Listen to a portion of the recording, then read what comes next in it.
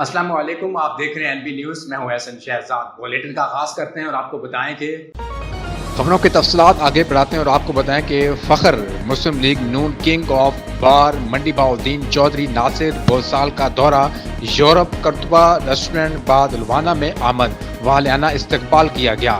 مزید جانتے ہیں Tahir Munir Warraich, bureau chief N B news کی رپورٹ میں۔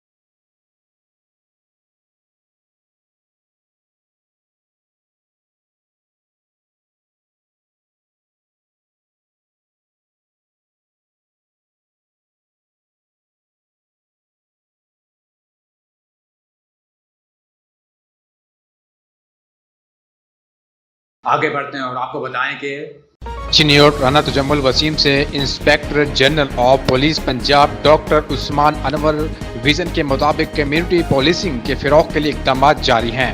ڈی پی او عبداللہ احمد نے نماز جمعہ کے موقع پر جامعہ مسجد میں کھلی کچہری لگائی۔ سرکل ڈی ایس پیز نے اپنے اپنے سرکل میں مساجد میں کھلی کچہری کا انعقاد کیا گیا۔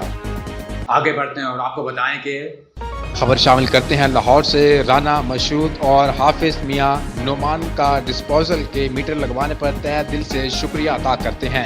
رانا مشہود کی ٹیم اور جاوید سرور بھٹی، وقار کمبو اور رشید منہاز ملک، محمد شفیق اور آصف بلا اور واپٹا کی ٹیم کی ان تک محنت پر شکریہ ادا کرتے ہیں۔ مزید جانتے ہیں عدنان بشیر کھوکھر کی اس رپورٹ میں۔ آگے بڑھتے ہیں اور آپ کو بتائیں کہ خبر شامل کرتے ہیں محمد سخاوت سے۔ نائب امیر تحریک لبیک پاکستان ضلع بکر مفتی ثناء اللہ رضوی کی مبارک ثانی۔ سپریم کورٹ آف پاکستان کے فیصلے پر این بی نیوز سے خصوصی گفتگو کی ہے۔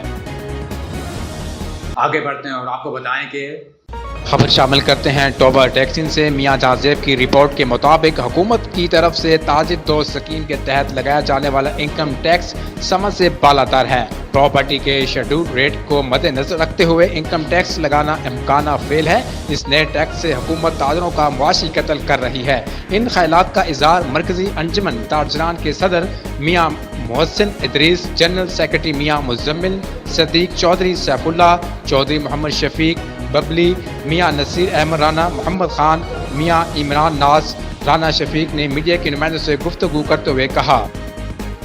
نیوز بلیٹن سے فی الوقت اتنا ہی۔ مزید خبروں اور اپڈیٹس کے لیے دیکھتے رہیے این بی نیوز۔